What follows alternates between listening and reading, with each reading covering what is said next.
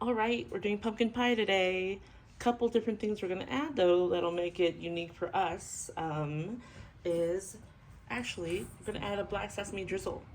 We're gonna use some black sesame paste and some black sesame powder.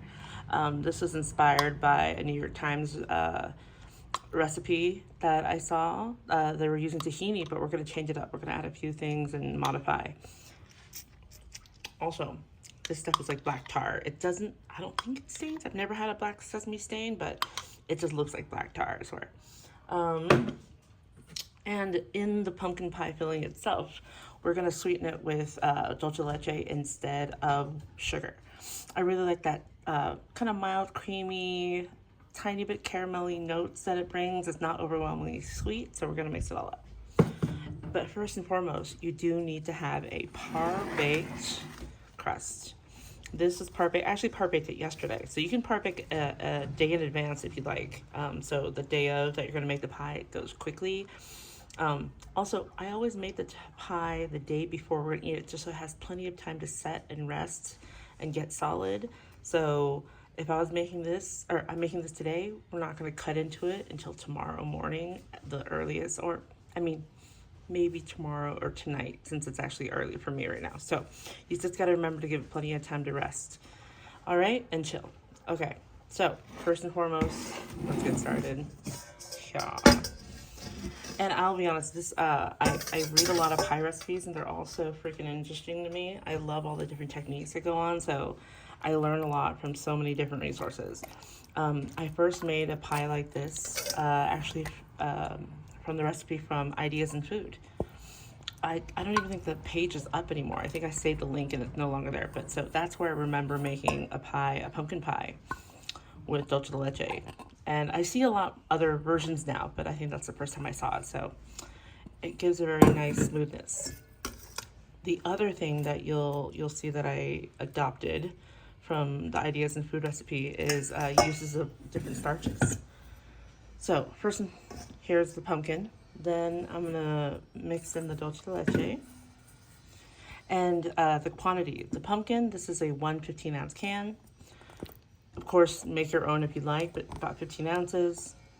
This dulce de leche, I didn't use a full can. I'll tell you why, because I know the recipe's so nice and you're like, just one can, dump it all in. The measurement's so easy. But it's just a little too sweet for me when I add the whole can. So I just do one whole can, but subtract 2 tablespoons out of it. So there we go. Get the rest of that in there. And we're gonna add 3 eggs. I know, I'm being obsessed. Okay, I'll stop. Actually, let's mix this up a little bit first. All right, let's see if that wet pumpkin can get this going.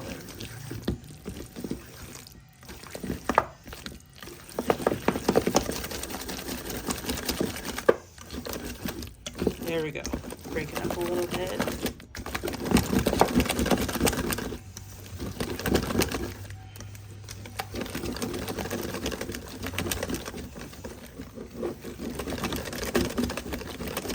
Still see the dulce de leche lumps in here. Different brands of dulce de leche will have different fluidity. This was a canned Nestle, and so canned ones I find are a lot more solid than the squeeze bottle, of course. And they're meant to have to be able to squeeze. I think one thing that I'm always conscious of with pumpkin pies is whipping too much air in. And right now I'm whisking a lot, so if there is going to be air incorporated, I'm just going to have to push it through the sieve later. Because when you whip too much air in, I always had a problem with pumpkin pie cracking. I'm like, there's no way I ever cooked it. It's still jiggling. It's not because of that. It's because I whipped too much air in. When I whip too much air in, it'll puff up. And then when it puffs up, it'll always fall. So when it puffs up so much and it falls, it creates a giant crack.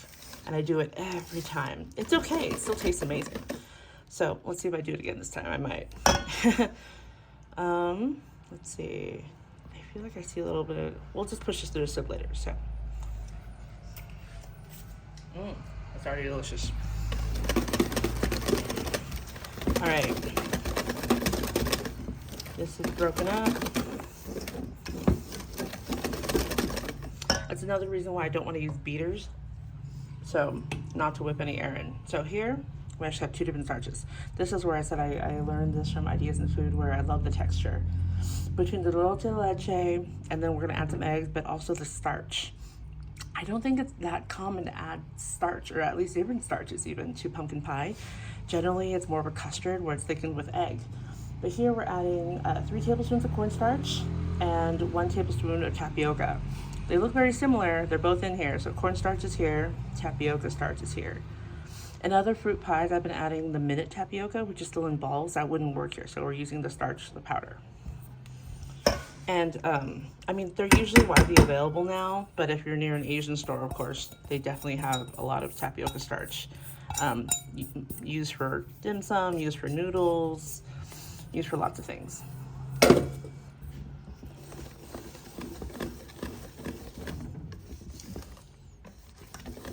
Lots of desserts.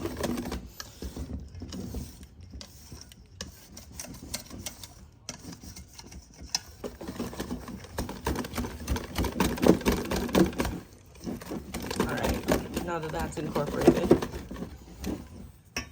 we're going to add 3 eggs.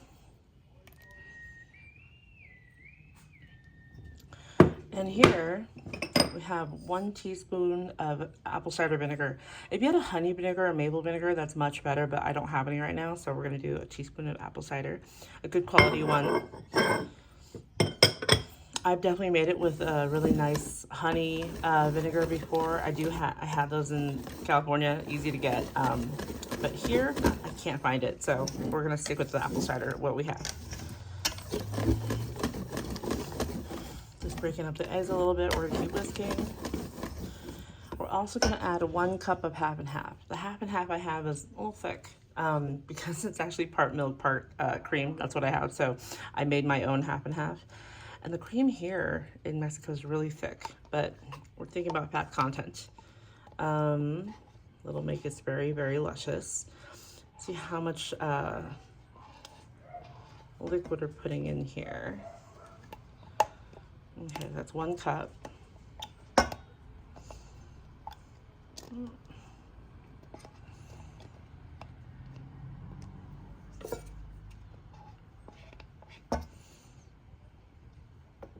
All right.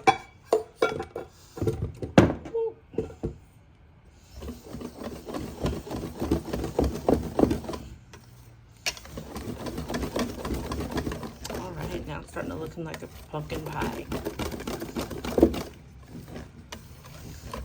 I'm definitely gonna strain this later. Again, for 2 different reasons. I think I have a little bit of dulce de leche lumps, just because of the kind of dulce de leche I was using. And then I also want to degas, get some of the air out of here that I probably whipped in. Okay, so there's that. And then final couple things, I struggle. I'm like, ooh, is a pumpkin pie even pumpkin pie if there's no pumpkin pie spice? I think I have to put some. So you can go either way, because I've done it both ways. I've done it with no pumpkin pie spice, and I've done it with, and either way it's delicious. So just kind of what you feel like, but I think we're in November, let's go for it. So here I went light. It's 1 teaspoon of ground ginger, half a teaspoon of cinnamon, and a pinch of ground cloves. Along with that, I'm also going to add a teaspoon of vanilla. Ooh, that's probably a heavy teaspoon. And I use this all the time, a pinch of salt. Okay, so let's go through the list. We've got the eggs, got the half and half, vinegar, vanilla, cinnamon, ginger, cloves, salt, and salt. All right, so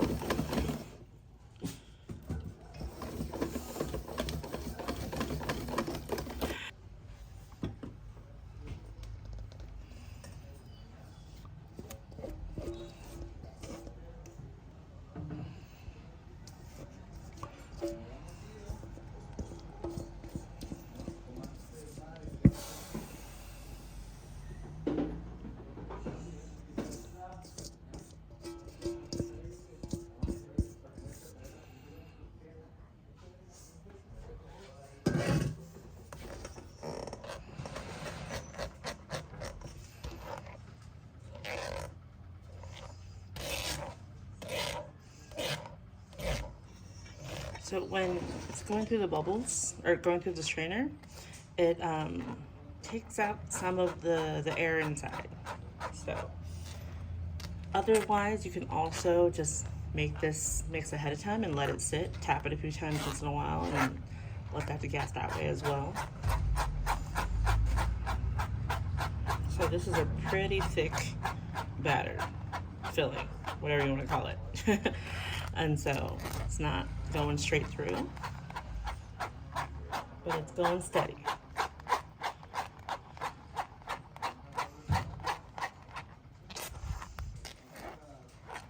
And of course, this is an optional step, to be honest. You don't have to do this. I'm doing this because I have been traumatized by all my pumpkin pie cracks. Every single time I crack it. So I still might. We'll see. We'll see what happens with this one. Again, I always blame to overcooking. I'm like, did I overcook it? It's still wobbly. Do I not understand the idea of custard? Do I just not get it? Because every year. And also when I'm making it for Thanksgiving, it's cold out. And so it'll get really puffy and high in the oven. And the moment I take it out, it'll start falling immediately from, you know, being shocked with the cold atmosphere. We don't turn on the heater in our house. And so the crack would be even bigger.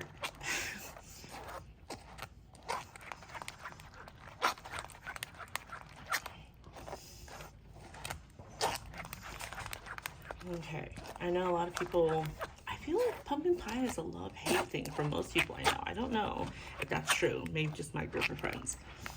But a lot of people I know be like, to be honest, I have to admit, I don't like pumpkin pie. Like, it's a confession. But I know a lot of people that have said that.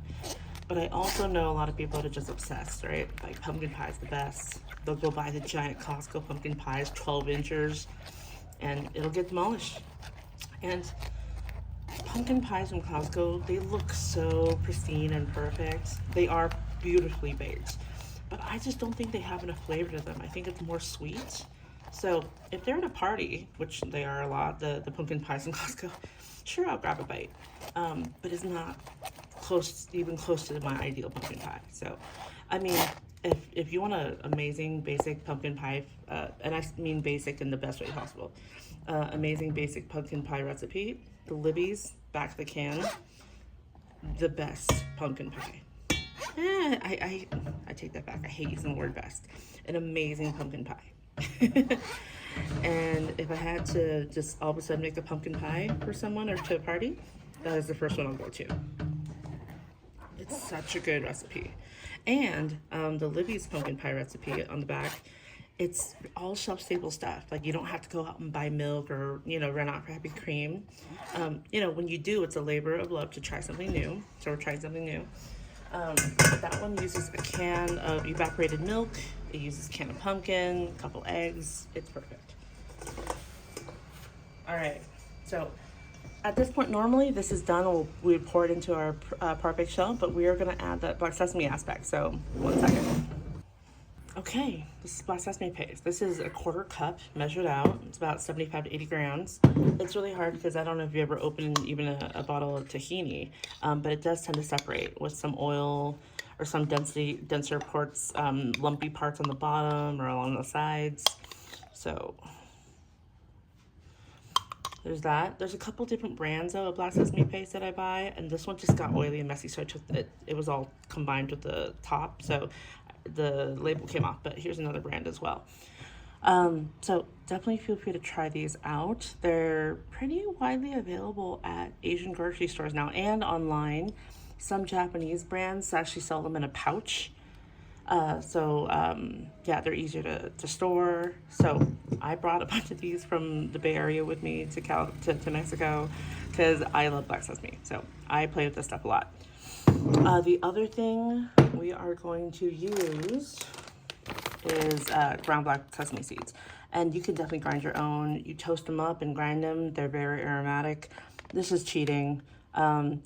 Just like spices, there's more aroma when you toast your own and grind them up. But again, lowering hurdles. There's some things that are worth the extra time and some things that aren't. Not saying that this isn't, and for many of you and for me at one point before these were widely available, pre-ground, that was the only option I had, to buy whole black sesame seeds, toast them, and grind them up a little bit. So Either way works, but today we're gonna use this. So I'm gonna do 1 tablespoon powder.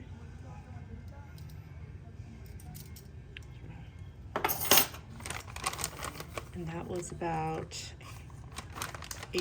8 grams. And now a tablespoon of sugar.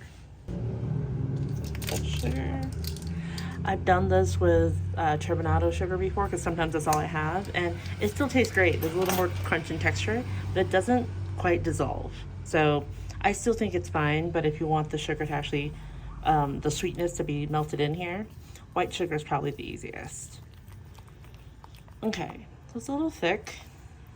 What we're gonna do, and I don't have an exact measurement for this, it really depends on how thin your black sesame paste is I'm gonna add just a little bit of oil at a time. And we're gonna use, if you don't have sesame oil, you could use a neutral oil. Sesame oil will give it a little more sesame flavor. It's actually pretty strong, so, but neutral oil works as well because you still have the 2 parts of the black sesame in here already.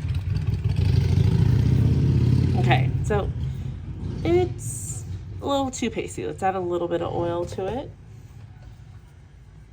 I don't like too much sesame oil because sometimes it does tend to go onto like the savory side too, but probably about a teaspoon. I'm just going little by little. That's probably enough. That's perfect. So that'll fall off of the spoon nicely. Okay, that's it. We're gonna set this aside. So we're gonna fill the pie about 3/4 full.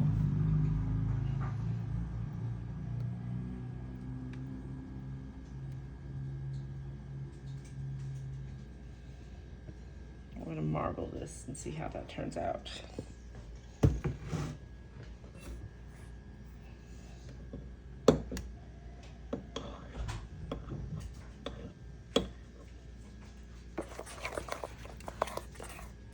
We'll do about half of this.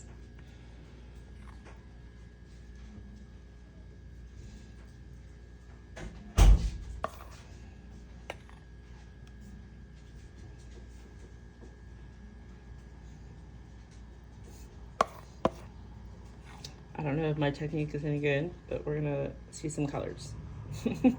That's just the goal, colors. We'll get there.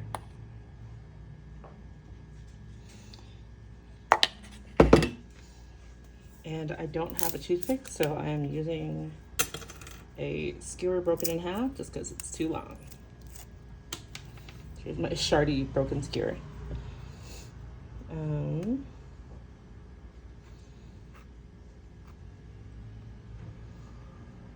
That's good enough for me. It is kind of beautiful.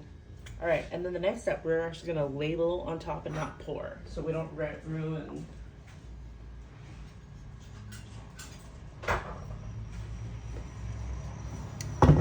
For the next part, we're gonna ladle gently on top and not pour, so we don't ruin the pattern we just did.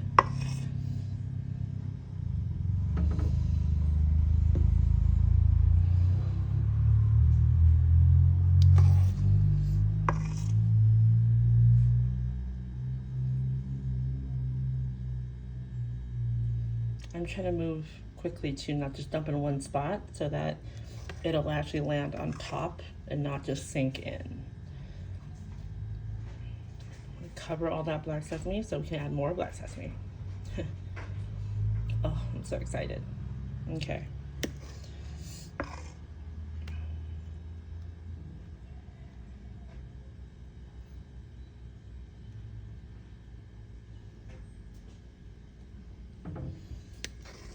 Okay, maybe I don't have that much extra. I only have a little bit extra. So if you happen to have a slightly bigger pie tin or deeper one, which they all vary a little bit. Let's say they're all 9 inches. Some of them are just a little more shallow in general, and some of them are a little more slanted at the edges. So it's just always a slight difference. Oh yeah, so we're done with this. So we're gonna use all this pie filling, which is great.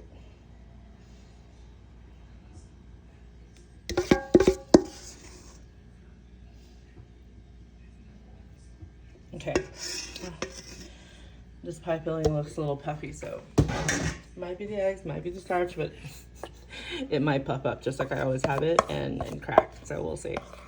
One other way to deal with that is to cool it off gently, cook it less, and then cool it with the door of the oven ajar, so it doesn't have as big of a shock to its system when you take it out of the oven. But I mean, honestly, a lot of us, for Thanksgiving prep at least, if you're doing more than just bringing one pie, then your oven needs, you're waiting for that oven to be clear. So I mean, who has time for that sometimes? So let's see. No matter what, whether it cracks or not, it'll be fucking delicious. Okay, I would have stopped by now, but I want to use every bit of this black sesame because I love black sesame, so we're gonna overdo it. Okay, I need to stop. We need to leave some non-black space to make a marker. Okay, let's go again.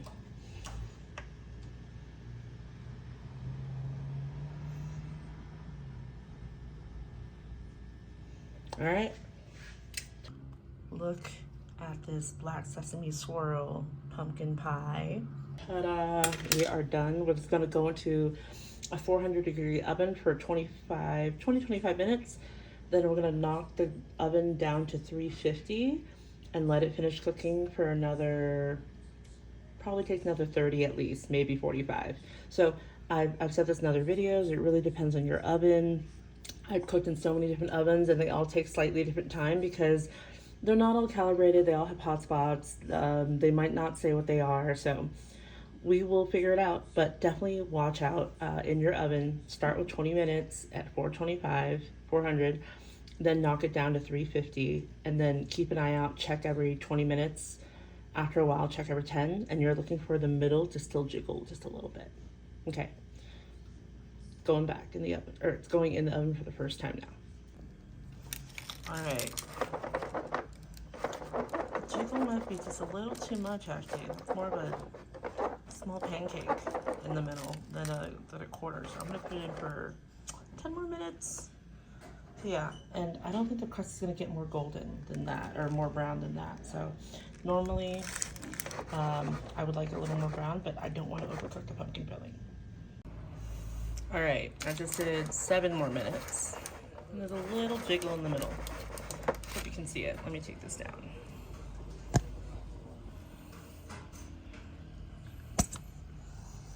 So,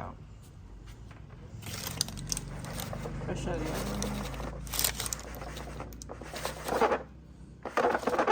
The jiggle's gone. We'll see. So we pulled it out of the oven when it had just a tiny bit of jiggle left, and I let it rest for, it's been how long? Maybe 4 hours already. So see how crusty that is. Not much pulling on the knife.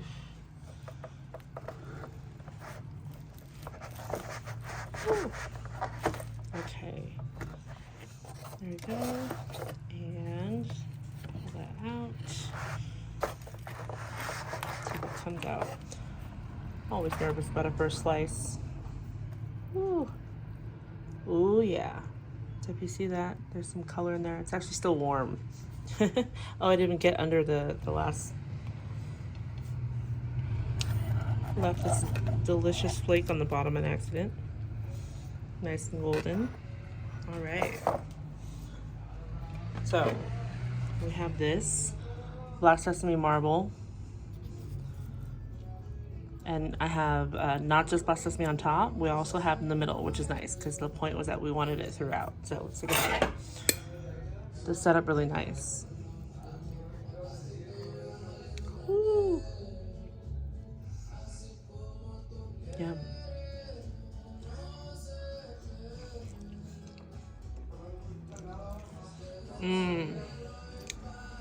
It's really creamy from that rich black sesame paste. But yeah, it's delicious. I wouldn't hold back on the black sesame actually. I like the flavor. So yeah, you can see even better on this side. How do I pick this up? On this side, you can see even more clear layer where there's the second layer and the top layer of black sesame that we did. So yeah, this is yummy and delicious. All right, well, I hope you try it. Oh, and then for those of you that if you had extra, I said I baked it off just in a little plate. It was delicious. We couldn't stop eating it. So yeah, I wish I actually had more extra. So next time, if you don't want to make a pie, you could toss it in some shallow plates like this and bake it. They take like 10-15 minutes. So another option as well. All right, hope you try it.